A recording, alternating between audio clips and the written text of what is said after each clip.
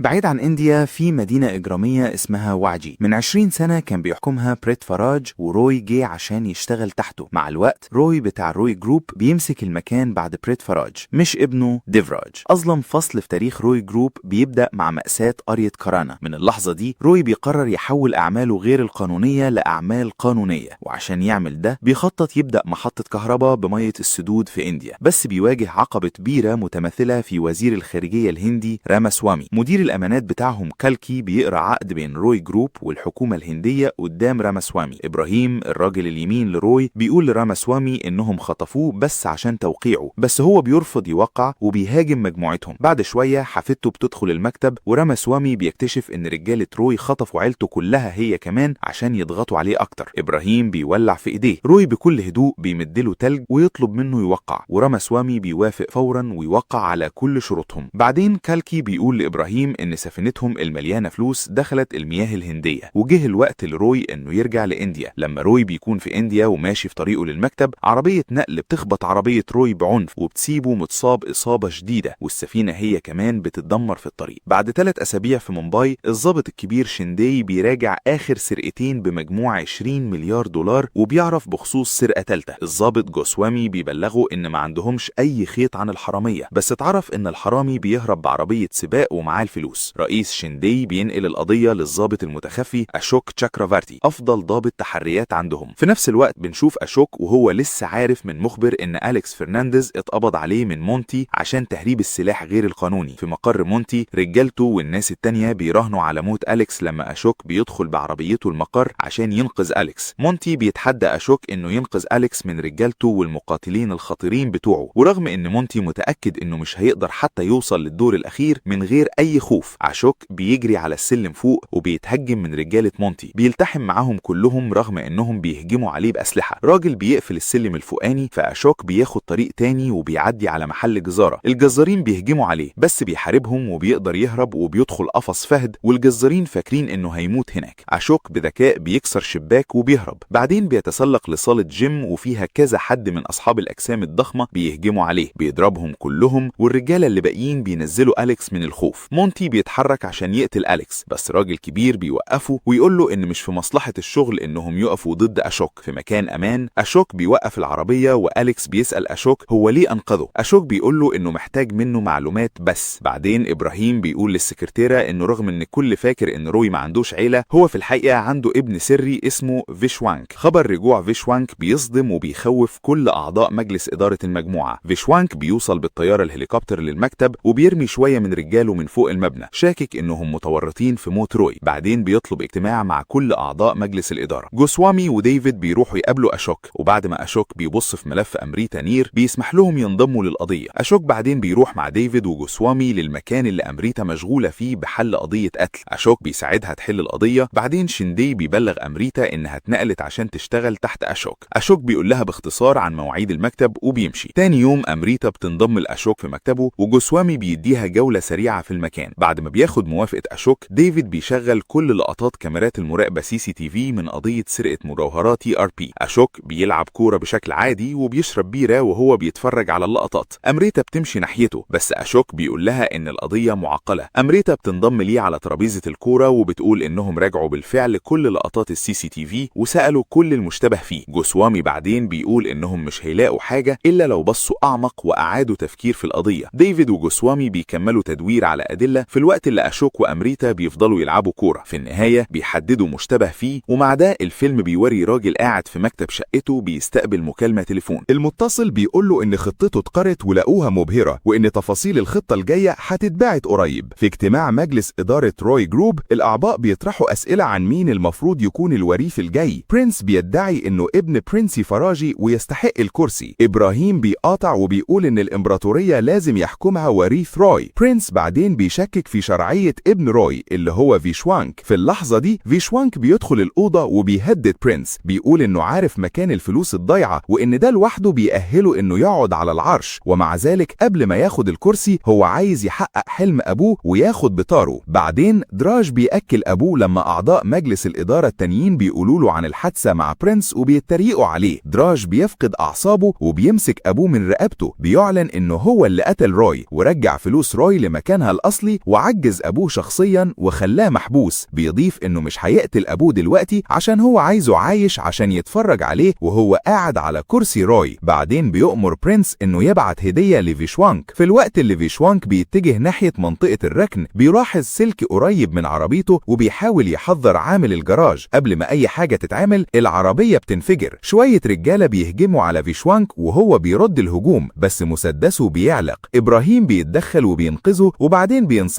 إنه يبدأ يفكر زي أبوه. بالرجوع لمومباي شينداي بيمدح أشوك عشان حدد المشتبه فيه بسرعة. في النقطة دي أمريتا بتشرح نمط المشتبهين اللي بيزوروا قهوة معينة بانتظام وبتقترح استخدام المكان ده كفخ عشان يمسكوا الجاني الحقيقي. الراجل بعدين بيستقبل رسالة بتأمره إنه يزور القهوة. بيجهز نفسه وبيعبي أسلحته وبيمشي. أشوك بيسأل أمريتا بشكل عادي إيه اللي بنت جميلة زيها بتعمل في قوات الشرطة. أمريتا بترد إنه عنده خيال قوي وبتقول له يقول حاجة ليها معنى عنها. بعد ما بيراقبها باختصار أشوك بيقول إنها بتخبي نفسها ورا اليونيفورم بنفس الطريقة اللي بتخبي بيها دموعها. في اللحظة دي بالظبط جوسوامي بيلاحظ راجل في لقطات الكاميرا وبينبه أشوك فورا. بيضيف إن القهوة قريبة. أشوك بيقول لديفيد يخليه ورا والوقت اللي الباقيين بيجروا ناحية القهوة. ديفيد بيتصل بالراجل في السر وبيحذره من أشوك. الراجل بسرعة بيكتب حاجة على حتة ورقة. جوسوامي بيوصل لأوضة الCCTV بتاعة المول بس مش بيلاقي المشتبه فيه. وأشوك بيلاحظ حد تاني قاعد مكان الراجل. أمريتا بتطلب من بيتي تفحص كاميرات المول بس بتعرف إنها مش شغالة. جارسون فجأة بينادي على اسم أشوك وبيشاور على ترابيزة. لما أمريتا بتفحصها بتلاقي كلمة أرماني متعلم عليها في جورنان ودي بتتحول لخيط رئيسي. أثناء السواقة فيشوانك بيسأل سكرتيرته إذا كانت قلقانة الفلوس هتيجي منين دلوقتي بعد ما السفينة غرقت. هي بتوافق وفيشوانك وإبراهيم بياخدوها لمبنى مؤمن جدا في واجي محدش يعرفه غيرهم هما الاتنين. فيشوانك بيوريها خزنة فيها فلوس أكتر من اللي السفينة كانت شايلاها أصلا. إبراهيم بيشرح إن الخزنة مش بتفتح إلا ببلاك بوكس هو خباه في مومباي بعد موت روي ودلوقتي عايز يسترجعه. السكرتيرة بتقترح إنها تسترد المفتاح بنفسها لأنها مش هتثير الشكوك في حين إن إبراهيم يفضل موجود عشان يحمي فيشوانك. أمريتا بتلخص للفريق معلومات عن إيفنت أرماني نايتس وبتقترح استخدام الCCTV عشان يعملوا فخ للراجل المعروف باسم شادو. أشوك بيقول إنهم محتاجين يمسكوا شادو وهو متلبس عشان يبقى دليل قاطع وبيقرر يشتغل متخفي. ديفيد بيسمع الكلام وأشوك بيطلب من جوسوامي يجهز لليلة الجاية في الباب. المساء الجاي الأربعة بيروحوا متخفيين للباب وأمريتا بتشرب وبتسكر شوية وبالرغم إنهم بيلمحوا شادو بيفرط منهم ومش بيعرفوا يمسكوه. شينداي بيوبخ أمريتا بس أشوك بيقول إن المهمة مش فاشلة. بيجلس بيكشف إنه قابل شادو في الباب وشرب معاه وشادو جاب سيرة البلاك بوكس مفتاح أكبر خزنة في واجي. شينداي بعدين بيوري أشوك ملفات الضباط اللي فشلوا في إطاحة روي جروب وبيسمي دي فرصتهم الكبيرة. أشوك بيقول إن شادو المذكور مش فاهم إنه بيتعامل مع الشخص الغلط. بعدين أمريتا بتسأل أشوك إذا كان بيساعدها بشكل شخصي في القضية. أشوك بيفكرها إنها جزء من فريقه فمن حقه يسألها وبيطلب منها تسحب كلامها. شادو بيطلب من ديفيد يعمل قائمة قصيرة بركاب درجة رجال الأعمال الواصلين من واجي مع التركيز بشكل خاص على المسافرات الستات. بيحددوا كالكي سكرتيرة فيشوانك كشخص موضع اعتبار. في نفس الوقت أمريتا هي كمان بتحدد كالكي بشكل مستقل. أمريتا وجوسوامي بيمشوا ورا كالكي من المطار لمكان مستخبي. كالكي بتاخد البلاك بوكس بس وهي طالعة زحمة المرور بتعطل عربيتها. بتتهاجم فجأة من الناحيتين بس العربية مضادة للرصاص. كالكي بتتصل بفيشوانك وبتقول له عن الهجوم. فيشوانك بكل هدوء بيقول إنه عارف فعلا اللي حصل.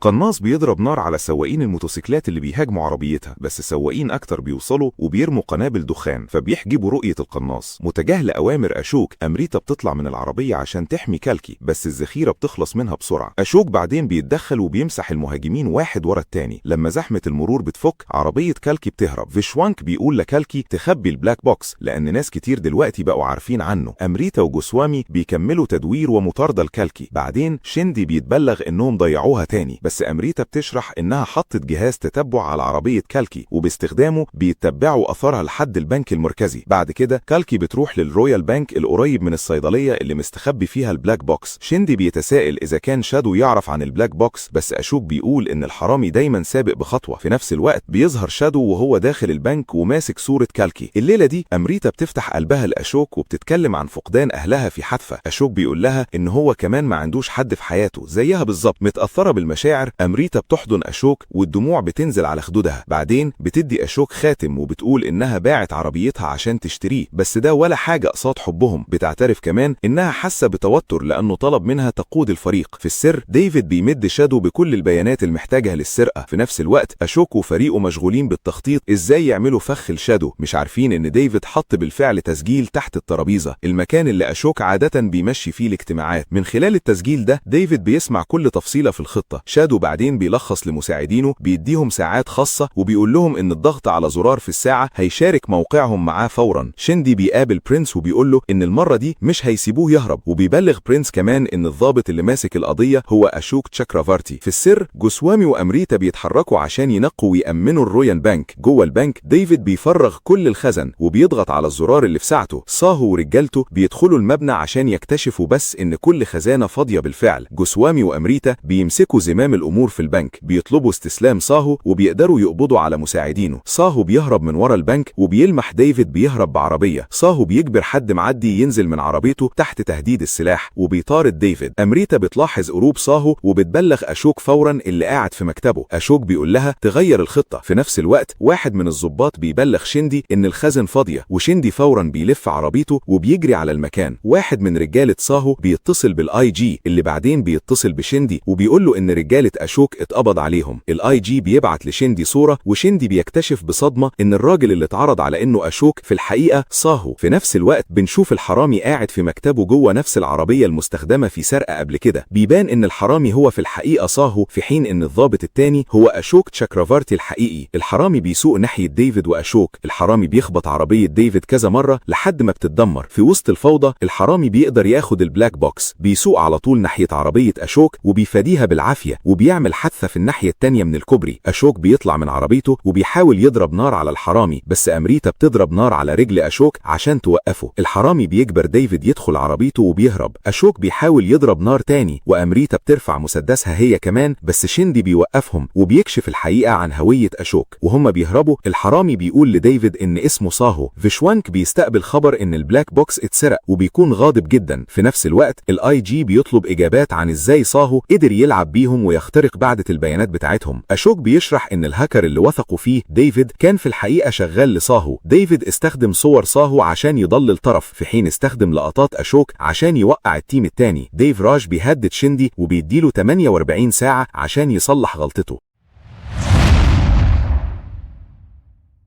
أشوك بيسأل أمريتا عن معلومات أكتر عن ساهو وبيسميه بطل، بس أمريتا بتصلح له وبتقول إن ساهو شرير. برينس بيطلب من إخوات فرانكو ينضموا لديف راج عشان الباقيين يمشوا وراهم. واحد منهم بيوضح إنه محدش هينضم بجد إلا لو ديف راج قدر يسترد الفلوس من خزن روي. بيضيف إنه مش فارق بجد مين يقعد على عرش روي. فجأة راجن بيقتل واحد من الإخوات بإنه بيخبط دماغه في الترابيزة. ديف راج بيعلن إن الأرض دي هي قرية كارانا، أرض المعاناة والنصر في نفس الوقت. فيشوانك بيقول للكالكي إن البلاك بوكس في نظام تتبع بيفضل شغال لمدة 48 ساعة. بيهددها وبيقول لها إنهم لو فشلوا يستردوه في الوقت ده مش هيسيبها. في الوقت ده ديفيد وساهو بيعملوا حفلة في مزرعة على الشط. لما ساهو بيستقبل مكالمة من إقبال، ساهو بيدخل أوضة وفجأة بيتضرب عليه نار. بياخد ساتر وبيسأل مين هناك. أمريتا بتطلع وبتسأله بكل هدوء هو يعمل إيه في موقف زي ده. بعد لحظات حراس مسلحين تقيل بتبعتهم برينس بيوصلوا، وديفيد بياخد المهاجمين لأوضة ساهو. أمريتا بتضرب طلقة بس ساهو بيبعدها بإنه بيلف المسدس. حارس بيفتح الباب وبيتم ضربه بالنار في ساعتها وبيموت. باقي الحراس بيفتحوا النار على الأوضة. ساهو بيحمي أمريتا والرجالة باقتحامهم المكان. مع بعض ساهو وأمريتا بيحاربوا وبينزلوا المهاجمين واحد ورا التاني. لما الطلق بيخلص من ساهو بيستخدم المسدس نفسه عشان يقتل آخر حارس. بعدين بيسمع خطوات تقرب من الناحية التانية وبيسحب أمريتا لساتر. إبراهيم ورجالته بيوصلوا بأسلحة أسلحة آلية. حارس بيحاول يعبي خزنة بس حد من الناحية التانية بيضربه بالنار وبيموته. في ثواني رجالة إبراهيم ورجالة برنس بيبدأوا يضربوا نار على بعض. أمريتا بتسأل ساهو مين الرجالة دول وليه بيكرهوه للدرجة دي. ساهو بكل بساطة بيقول إنهم معجبين متعصبين بتوعه ومش هيوقفوا غير لما يقتلوه. بيتحركوا لركن في الأوضة وساهو بيقول لأمريتا تمشي وبيحذرها إنها في الآخر ممكن تكون هي اللي تقتله. فجأة برنس ورجالته بيقتحموا المكان وبياخدوا ساهو معاهم. بعدين إبراهيم ورجالته بيوصلوا بس الأوضة فاضية تماما. برنس بيطلب البلاك بوكس من ساهو وبيعرض عليه مكان في العصابة. بالمقابل ساهو بيرد إن اللي سرق البلاك بوكس أيا كان قيمته أعلى بكتير. برنس بيهدده ويقول إن الغزال مش المفروض يدخل عرين الأسد. ساهو بيرد إن برنس المفروض يتكلم مع الأسد ويقول له يبعد عنه وبيمشي. ديف راج بيسمع المكالمة على التليفون وبيقول للبرنس يسيب ساهو يمشي. ديف راج بياخد ساهو وديفيد ويرجعهم لواجي. برنس بيطلب خطة السرقة فساهو وديفيد بيكشفوا المبنى وبيقدموا استراتيجيتهم. لما واحد من الرجالة بيتليق على الخطة برنس بيضربه بالنار وبيموته في ساعتها. ساهو وديفيد بعدين بيدخلوا المبنى متنكرين في شكل عمال صيانة وبيزرعوا القنابل في السر. طول الوقت ده ساهو بيفضل مشدود وغرقان في تفكيره عن أمريتا. برنس بيلمح لديف راج إنه دايما كان عايز ابن روي يتدمر وبيقترح إن ساهو ممكن يكون بيعمل ده بالظبط. أشوك بيوصل واجي وبتستقبله ضابطة بتوريه قسم شرطة واجي وتعرفوا على تقنيات الطيران المتقدمة بتاعتهم. ديف راج بيقول للبرنس يراقب ساهو وإنهم تحت سيطرتهم بس طالما أمريتا معاهم. أشوك بيمسك ديفيد وبيهدده وبيقول له إن مراته وبنته تحت إيديهم. تاني يوم ديفيد وساهو بيبانوا مع بعض في العربية. بعدين ديف راج بيؤمر إنهم يرجعوا جثة أمريتا لساهو. وهم رايحين ينفذوا الخطة ديفيد بيقول لساهو عن المقابلة بتاعته مع أشوك وبيضيف كمان إن أشوك لسه سامعهم وعارف كل خطته بالتفصيل. أشوك بيقول للست اللي معاه إن ساهو دلوقتي قدامه خيارين، إما إنه ينقذ المهمة أو يتحدى. ساهو بيقول لأشوك إنه في وسط كل التخطيط ده عمل عيلة مزيفة لديفيد.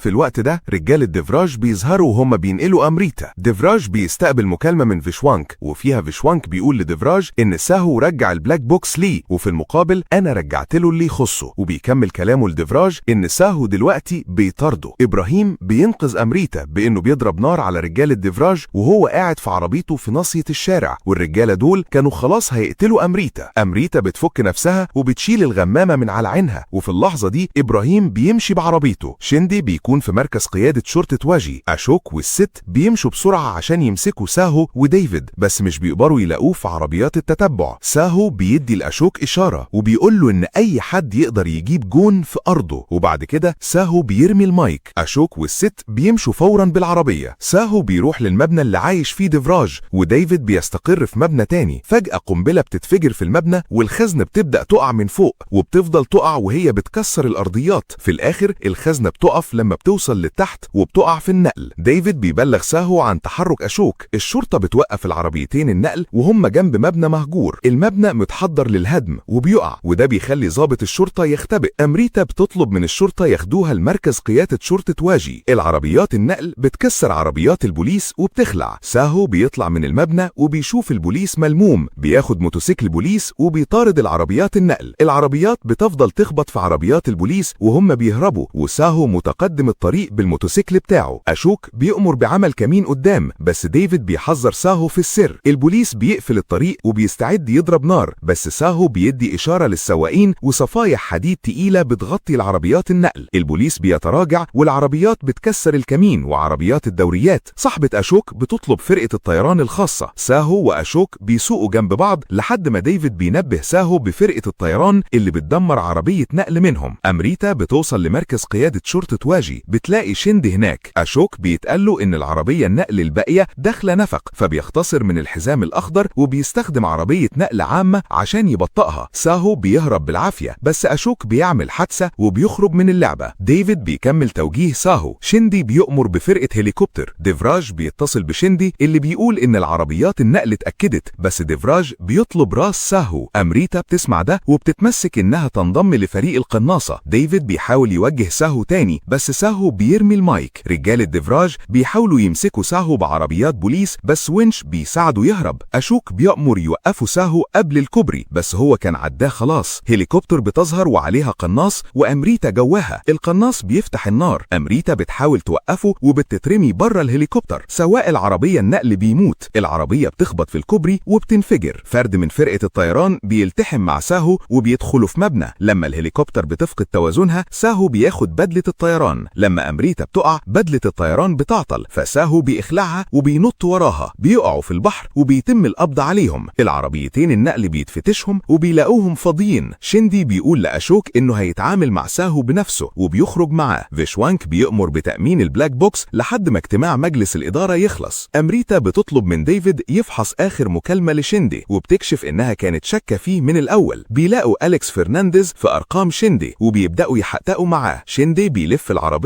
ناحية قرية كارانا. ديفراج بيقول لبريت فراج إن قرية كارانا اتمسحت لأنها كانت قاعدة على احتياطي بترول ضخم، وبيعترف إنه قتل كل القرويين ودلوقتي بيخطط يعذب ساهو للموت هناك. حتى وإيده مربوطة، ساهو بيلتحم ويرد الهجوم. بيضرب رجال الديفراج وبيكسر سلاسل بتاعته وبيستخدمها كأدوات دفاع وهجوم. في نفس الوقت أمريتا بتوصل لأليكس فرنانديز وبتطلب منه يعرف ليه هرب منها في مومباي. أليكس بيبنك وبيحاول يهرب. عند إشارة المرور، أشوك بيقرب من عربية فيشوانك بعد ما فيشوانك بياخد إذن ويدخله. أمريتا بتكمل مطاردة أليكس. ساهو بيمسح كل رادل بيتبعت قصاده. فيشوانك بيوصل وبيناقوا الكل ميتين. فيشوانك بعد كده بياخد مكالمة بتقوله إن الخاين اللي سرب المعلومات اتعرف خلاص. فجأة كالكي بتظهر، بتضرب نار على فيشوانك، بتاخد البلاك بوكس وبتبلغ ديفراج. ديفراج بيوصل لقرية كارانا، بيلاقي رجالته مضروبين لحد الموت. بيؤمر مئات الرجالة من كارانا إنهم يهجموا على ساهو، بس أول ما بيشوفوا وش ساهو بيقفوا، وللعكس بيلفوا على رجال الديفراج. أشوك بيقول لفيشوانك إنه عارف إن فيشوانك زق ساهو عشان يسقط ديفراج، وبيقول إن البلاك بوكس اتعمل أصلا عشان يسرق فلوس ديفراج، وإن الفلوس اللي غرقت في السفينة كانت في الحقيقة ملك ديفراج. أشوك بعد كده بيسأل فيشوانك عن علاقته الحقيقية مع ساهو. فيشوانك بيرد إن على مر التاريخ الملوك والجبابرة دايما كانوا بيخوضوا معاركهم عن طريق المحاربين. أليكس فرنانديز بعد كده بيقول لأمريتا الحقيقة عن قضية البيت الأحمر. بيعترف إنه هرب من ساهو وإنه كان المسؤول عن اللي حصل هناك. في الوقت ده كالكي بتفتح الخزنة باستخدام البلاك بوكس وما بتلاقيش فلوس جواها، بتلاقي بس صورة روي مع ساهو، وده بيكشف إن ساهو هو ابن روي الحقيقي. ساهو كمان بيكشف إنه لما ديفراج قتل روي هو كان على التليفون وسمع كل حاجة. إبراهيم بيروح اجتماع مجلس الإدارة وبيكشف الحقيقة إن فيشوانك هو في الحقيقة ابنه هو إقبال، في حين إن ابن روي الحقيقي هو سيدانت نندن ساهو. كالكي بتموت وهي محبوسة جوه الخزنة. أعضاء مجلس الإدارة بيخبطوا على الترابيزة بالموافقة وبيقبلوا ساهو كقائد ليهم. في النهاية أمريتا بتظهر في إنسبروك النمسا. ساهو بيوصل لها هناك وبيفكرها إنه وعده يفضل دايما جنبها. تفتكروا ساهو كان صح لما استخدم طرق غير قانونية عشان يسترد حق أبوه ويعاقب المفسدين؟ شاركونا رأيكم في الكومنتات واعملوا لايك وشير للفيديو واشتركوا في القناة وفعلوا الجرس عشان يوصل لكم كل جديد.